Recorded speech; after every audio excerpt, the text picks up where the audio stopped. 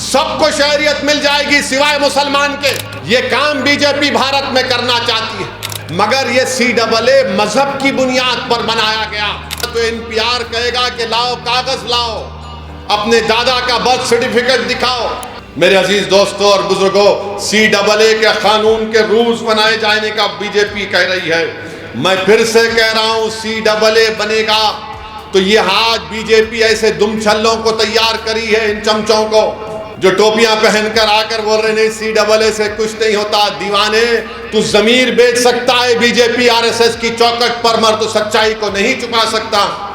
CAA को देखना है तो NPR के जरिए देखना पड़ेगा, और CAA होगा तो NPR कहेगा कि लाओ कागज लाओ, अपने दादा का बर्थ सर्टिफिकेट दिखाओ। जो नहीं दिखाएगा डाउटफुल लिस्ट में उसको डाल दिया जाएगा। और सबसे ज्यादा तकलीफ होगी भारत में मुसलमानों को, दलितों को, आदिवासियों को। कोई भी जाकर NPR NRC के जरिए कहेगा कि असदुद्दीन ओवैसी या फुला जिसका नाम मुसलमान होगा, ये डाउटफुल है।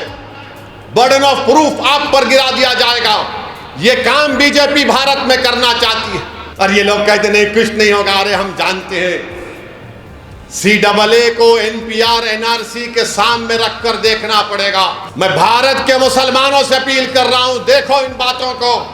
मैं जज्बात में लाने के लिए नहीं कह रहा हूं, सच्चाई बयान कर रहा हूं। और RSS बीजेपी के लोग बोलेंगे ओवैसी भड़काऊ भाषण दे रहा है, नहीं दे रहा हूं।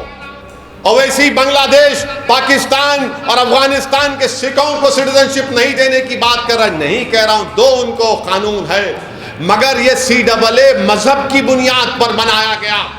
सबको शहरियत मिल जाएगी सिवाय मुसलमान के। इसीलिए मैं कह रहा हूं आपको चौकन्ना रहना पड़ेगा।